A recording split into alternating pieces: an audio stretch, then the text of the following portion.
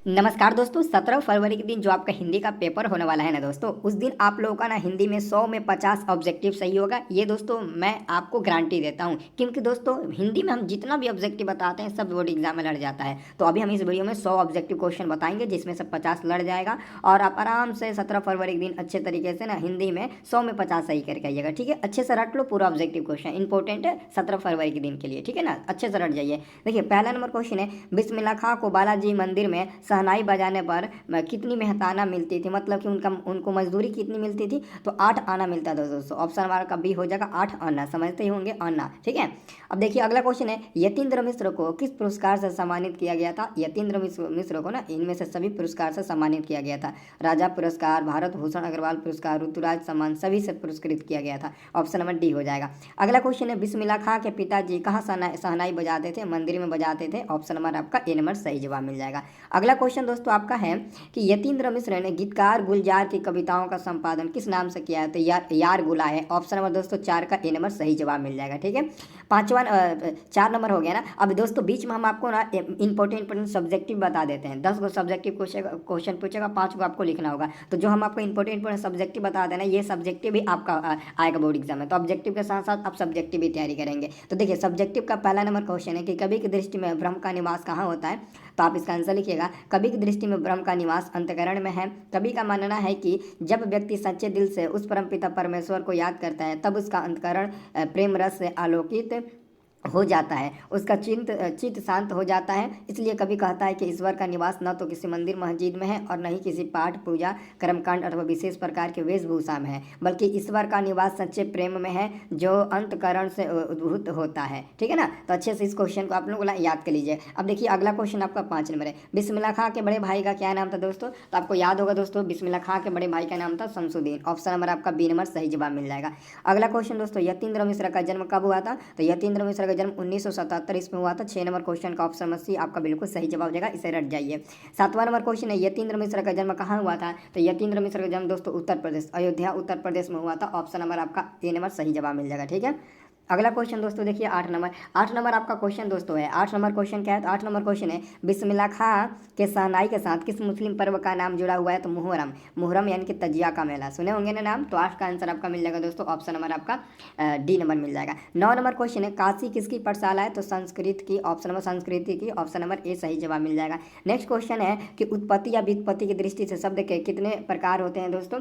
तो शब्द के 4 प्रकार होते हैं उत्पत्ति की दृष्टि से। ऑप्शन नंबर ए हो जाएगा। अगला क्वेश्चन दोस्तों देखिएगा 11 नंबर। ये सब दोस्तों एग्जाम में लड़ने वाला क्वेश्चन है, एकदम 100% मैं बता रहा हूँ। ठीक है ना, तो 11 नंबर क्वेश्चन है, खाकी वर्दी में हमेशा चौकन्ने रहता है। तो 11 नंबर क्वेश्चन का आंसर क्या होगा। ये खाकी वर्दी में तो वृक्ष हमेशा। ऑप्शन नंबर आपका सी हो जाएगा। कभी कुछ देर के लिए बैठ जाता है कहाँ पर। तो वृक्ष की छाया में दोस्तों बैठ जाता है। आपका 12 नंबर क्वेश्चन का ना सही जवाब हो जाएगा डी नंबर। अब देखिए अगला क्वेश्चन आपका 13 नंबर है, कवि के अनुसार वृक्ष को किससे बचाना है दोस्तों। तो वृक्ष को किससे बताना है, धनहीनता से, झंझट से, या फिर लुटेरों से। तो लुटेरों से दोस्तों बचाना है। ठीक है, चलिए अब देखिए अगला क्वेश्चन है, शहर को बचाना है। तो शहर को दोस्तों नदीरों से बचाना है। क्वेश्चन नंबर 14 का आंसर सी हो जाएगा। 15 नंबर क्वेश्चन है, नदियों को बचाना है। तो दोस्तों नदियों को नाला हो जाने से बचाना है। ऑप्शन नंबर आपका ए नंबर सही जवाब मिल जाएगा। धुआं हो जाने से किससे बचाना है। तो हवा को बचाना है। हवा को धुआं हो जाने से बचाना है। अगर हवा धुआं हो गया तो हर इंसान का मृत्यु तय है। ठीक है ना, चलिए अगला क्वेश्चन हमारे पास आता है 17 नंबर, जंगल को किससे बचाना है। तो मरुस्थल हो जाने से जंगल को बचाना है। अगर मरुस्थल हो गया तो समझो हम लोग अच्छे से सांस भी नहीं ले पाएंगे और देखो पर्यावरण अच्छा नहीं रहेगा। ठीक है ना, अगला क्वेश्चन 18 नंबर है, रूपांतरण की दृष्टि से शब्द के कितने प्रकार होते हैं। देखिए उत्पत्ति के आधार पर शब्द के तो 4 प्रकार होते हैं, ऑलरेडी मैंने आपको बताया। लेकिन रूपांतर की दृष्टि से ना शब्द के 2 ही प्रकार होते हैं। ऑप्शन नंबर आपका डी हो जाएगा कि केवल और केवल 2 प्रकार होते हैं। ठीक है, अब देखिए अगला क्वेश्चन, रचना या बनावट की दृष्टि से शब्द के कितने प्रकार होते हैं। रचना या बनावट की दृष्टि से शब्द के कितने प्रकार होते हैं। 3 प्रकार होते हैं। ये दोस्तों तीनों में से एक क्वेश्चन आएगा। उत्पत्ति के आधार पर 4, ठीक है, और रचना के आधार पर 3, रूपांतरण की दृष्टि से 2 होते हैं। ओके, याद रखिएगा। अगला क्वेश्चन आपका दोस्तों 20 नंबर है, अपेक्षा शब्द का विशेषण क्या होगा। दोस्तों अपेक्षा का विशेषण क्या होता है, उपेक्षित हो जाता है। ऑप्शन नंबर सी सही जवाब मिल जाएगा। अगला क्वेश्चन 21 नंबर, इनमें से विशेषण कौन है। इनमें से तो ऑप्शन नंबर ए हो जाएगा। थोड़ा जो है ना ये हमारा विशेषण का एग्जाम्पल है। आपका 21 का ऑप्शन नंबर ए हो जाएगा। दोस्तों 22 नंबर दोस्तों हम लोग क्वेश्चन देखते हैं। 22 नंबर क्वेश्चन है, आदर का विशेषण क्या होगा? आदरणीय हो जाएगा दोस्तों, सी नंबर हो जाएगा। आदर का विशेषण क्या होता है? आदरणीय होता है। आराध्या बहुत तेज लड़की है, रेखांकित शब्द क्या है? तो प्रविशेषण होगा। बहुत जो है ना ये प्रविशेषण होता है। अगला क्वेश्चन है, अक्षर ज्ञान शीर्षक कविता कहाँ से ली गई है दोस्तों? तो बीजाक्षर से या फिर कहती है औरत से या फिर कवि ने कहाँ से? तो ये दोस्तों ये इंपॉर्टेंट क्वेश्चन है, बहुत लोग बी नंबर पर टिक लगा देते हैं, लेकिन एक्चुअली में इसका आंसर क्या होगा? ऑप्शन नंबर डी होगा। कवि ने कहाँ से? ऑप्शन नंबर डी सही जवाब मिल जाएगा। अगला क्वेश्चन है, बीजाक्षर शीर्षक काव्य संकलन किसकी कृति है दोस्तों? तो अनामिका का, ऑप्शन नंबर सी करेक्ट जवाब मिल जाएगा। नेक्स्ट क्वेश्चन है, ढहते विश्वास कहानी का कहानीकार कौन है? तो सातकोड़ी होता, ऑप्शन नंबर सी सही जवाब मिल जाएगा 26 का। 27 नंबर क्वेश्चन है, सर्वनाम के कितने प्रकार है? सर्वनाम के 6 प्रकार होते हैं और विशेषण के 4 प्रकार होते हैं, संज्ञा का 5 प्रकार होते हैं, संधि के 3 प्रकार होते हैं, स्वर संधि के 5 प्रकार होते हैं। सबको याद रखना है, बोर्ड एग्जाम में क्वेश्चन पूछे जाते हैं। नेक्स्ट आपका क्वेश्चन है दोस्तों, मुझे किस प्रकार का सर्वनाम है? मुझे किस प्रकार का सर्वनाम है दोस्तों? तो आप लोग याद रखिएगा, 28 नंबर क्वेश्चन का आंसर हो जाएगा उत्तम पुरुष हो जाएगा, ऑप्शन नंबर ए आपका सही जवाब मिल जाएगा। नेक्स्ट आपका क्वेश्चन है दोस्तों 29 नंबर कि प्रश्नवाचक सर्वनाम नहीं है। प्रश्नवाचक सर्वनाम नहीं है, ये इंपॉर्टेंट क्वेश्चन है, तो इसका आंसर आप क्या दीजिएगा? किसी ने, ऑप्शन नंबर डी आपका बिल्कुल सही जवाब मिल जाएगा। नेक्स्ट क्वेश्चन आपका है, निश्चयवाचक सर्वनाम कौन सा है? निश्चयवाचक सर्वनाम कौन सा है? यह, ऑप्शन नंबर आपका डी नंबर सही जवाब मिल जाएगा। अगला क्वेश्चन है, निम्नलिखित में सर्वनाम कौन सा है? तो ऑप्शन नंबर सी हो जाएगा मैं दोस्तों सर्वनाम होता है। और अगला क्वेश्चन है, इनमें से अनिश्चयवाचक सर्वनाम कौन सा है? कोई क्या है? तो अनिश्चयवाचक सर्वनाम है, इसे अच्छे से आप लोग याद रखिएगा, ठीक है। अगला क्वेश्चन है, पुरुषवाचक सर्वनाम नहीं है। तो जिनको जो है ना वो पुरुषवाचक सर्वनाम नहीं होता है, आपको, उनको, हमको, ये सब पुरुषवाचक सर्वनाम है, बट जिनको जो है ना वो पुरुषवाचक सर्वनाम नहीं है। अगला क्वेश्चन है, ढहते विश्वास कहानी का प्रमुख पात्र कौन है? तो ढहते विश्वास कहानी का प्रमुख पात्र कोई और नहीं बल्कि लक्ष्मी, ऑप्शन नंबर ए सही जवाब मिल जाएगा। नेक्स्ट क्वेश्चन है, ढहते विश्वास कहानी में कहाँ के जनजीवन का चित्रण किया गया है दोस्तों? तो आपको पता होगा उड़ीसा, ऑप्शन नंबर एक करेक्ट जवाब मिल जाएगा, ठीक है। अगला क्वेश्चन है, अर्थ के आधार पर, अर्थ के विचार से संज्ञा कितने प्रकार होते हैं? तो संज्ञा के दोस्तों 5 प्रकार होते हैं। आपको संज्ञा का 5 प्रकार का नाम याद तो ही होगा, याद अच्छे से हो गया होगा। अगला क्वेश्चन है, निम्नलिखित में से कौन सा जातिवाचक संज्ञा है? तो जिसमें पूरी जाति वर्ग का बोध हो वो हमारा जातिवाचक हो जाएगा। जैसे कि दोस्तों शहर में पूरी जाति का बोध होता है, सभी जाति के लोग भी रहते हैं, इसलिए हम लोग शहर को जातिवाचक कहते हैं। अक्टूबर कौन सा संज्ञा है? तो अक्टूबर दोस्तों एक खास नाम है, अक्टूबर महीने का नाम है। अभी नहीं कि किसी लड़के का हम नाम रख सकते हैं, किसी वस्तु का नाम रख सकते हैं, नहीं, अक्टूबर महीने का ही नाम होता है, मतलब कि एक खास और एक यूनिक नाम है, तो इसको हम लोग क्या कहेंगे? तो व्यक्तिवाचक कहेंगे, ऑप्शन नंबर डी सही जवाब मिल जाएगा। अगला क्वेश्चन है, प का उच्चारण स्थान क्या? प यानी कि ओष्ठ से आएगा, प फ ब में जो भी होगा वो ओष्ठ से ही आएगा, ठीक है। अगला क्वेश्चन हमारे पास आता है, ध्यान से देखिएगा, व्यंजनों के नीचे जब एक तिरछी रेखा लगाई जाती है तो उसे क्या कहते हैं? तो हलंत कहते हैं। हलंत, जैसे कि म हो गया, अब म के नीचे ऐसा तिरछी लाइन नहीं देते हैं, ये जो आपको गोले के अंदर दिख रहा है ना तिरछा लाइन, इसी को हलंत कहते हैं।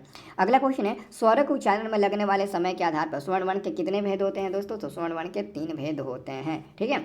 अगला क्वेश्चन हमारे पास आता है, चौ का उच्चारण स्थान क्या हो गया? चौ का उच्चारण स्थान दोस्तों चौ का आपका तालु हो जाएगा, ऑप्शन नंबर सी सही जवाब मिल जाएगा। अगला क्वेश्चन है, निम्नलिखित में अंतस्थ व्यंजन कौन है? य, र, ल, व, ल हो जाएगा, क्योंकि अंतस्थ व्यंजन 4 होते हैं, य, र, ल और व, ये 4 होते हैं, जिसमें से ल दिया है ऑप्शन नंबर डी में। अगला क्वेश्चन, एक मात्रिक स्वर निम्न में से कौन सा है? ह्रस्व स्वर होता है, ऑप्शन नंबर ए सही जवाब मिल जाएगा, ठीक है। और द्विमात्रिक को दीर्घ स्वर बोलते हैं। मुक्ताक्षर की अंतिम ध्वनि क्या होती है दोस्तों? स्वर होती है, ऑप्शन नंबर बी हो जाएगा। ये एग्जाम में बार बार क्वेश्चन पूछा जाता है, मुक्ताक्षर की अंतिम ध्वनि होती है स्वर, या फिर स्वर किसकी अंतिम ध्वनि होती है? तो मुक्ताक्षर की। ये क्वेश्चन एग्जाम में बहुत पूछता है, ठीक है ना। निम्नलिखित चिन्हों में इकहारा का उदाहरण कौन है? इकहारा चिन्ह का उदाहरण कौन सा होता है दोस्तों? ऑप्शन नंबर आपका ए हो जाएगा, बिल्कुल सही जवाब। ल कौन व्यंजन है? तो अभी दोस्तों मैंने बताया था य, र, ल, व, ये कौन सा व्यंजन है? अंतस्थ व्यंजन, तो ऑप्शन नंबर सी सही जवाब मिल जाएगा। अगला क्वेश्चन है, किसकी अंतिम ध्वनि स्वर होती है? देखो वही क्वेश्चन पूछ दिया, तो किसकी अंतिम ध्वनि स्वर होती है? तो मुक्ताक्षर की अंतिम ध्वनि क्या होती है दोस्तों? स्वर होती है ना। चलिए अगला क्वेश्चन है, नाखून क्यों बढ़ते हैं? शीर्षक पाठ साहित्य की कौन सी विद्या दोस्तों? तो ललित निबंध, ऑप्शन नंबर बी सही जवाब मिल जाएगा। ओके, ग्रुप जरूर ज्वाइन कर लीजिएगा। गौड़ देश के लोग क्या पसंद करते थे? तो बड़े बड़े नाखों को बढ़ाना पसंद करते थे, बड़े बड़े नखों को पसंद करते थे, ऑप्शन नंबर डी हो जाएगा। अगला क्वेश्चन है, नाखूनों का बढ़ना मनुष्य के किस वृत्ति का परिणाम है? तो पाशविक वृत्ति का परिणाम है, ठीक है। अगला क्वेश्चन आपका है, लेखक हजारी प्रसाद द्विवेदी जी ने दयनीय जीव किसे कहा है? तो अल्पज्ञ पिता को कहा है, ऑप्शन नंबर आपका ए नंबर 52 का सही जवाब मिल जाएगा। 53 नंबर क्वेश्चन है, प्रयत्न मानव का अर्थ होता है? तो प्राचीन मानव, ऑप्शन नंबर आपका डी नंबर सही जवाब मिल जाएगा।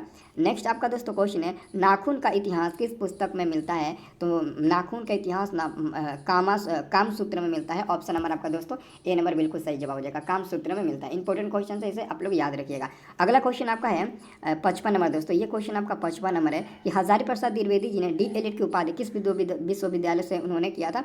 तो लखनऊ विधि, ऑप्शन नंबर आपका बी हो जाएगा। अगला क्वेश्चन है, छत्रज्ञ व्यंजन है, देखिए छ त्र और ज्ञ, और इसके बाद से एक और होता है स्र। ये पता है कौन से व्यंजन होते हैं? ये कौन से व्यंजन होते हैं? तो दोस्तों एक देखो, तीन प्रकार के व्यंजन होते हैं, अंतस्थ व्यंजन, संयुक्त व्यंजन, उष्म व्यंजन। तो देखिए ये हमारा संयुक्त व्यंजन होगा। क्यों? क्योंकि दोस्तों संयुक्त व्यंजन में ये आएगा, और अंतस्थ व्यंजन में मैंने आपको बताया था कि य, र, ल और वो आएगा। और जो उष्म व्यंजन है इसमें आएगा तालाब स, मुदन स, धन स, ह, इसमें आ जाएगा। तो ये 12 होता है, और 12 को याद करना पड़ता है, क्योंकि इसमें से कोई भी पूछा जा सकता है आपके एग्जाम में। ठीक है, अगला क्वेश्चन, वर्णों को उच्चारण समूह को क्या कहते हैं? तो वर्णमाला कहते हैं। अगला क्वेश्चन है, निम्नलिखित विराम चिन्हों में विषय बोधक चिन्ह कौन सा होता है? तो ऑप्शन नंबर ए सही जवाब हो जाएगा आप लोगों का।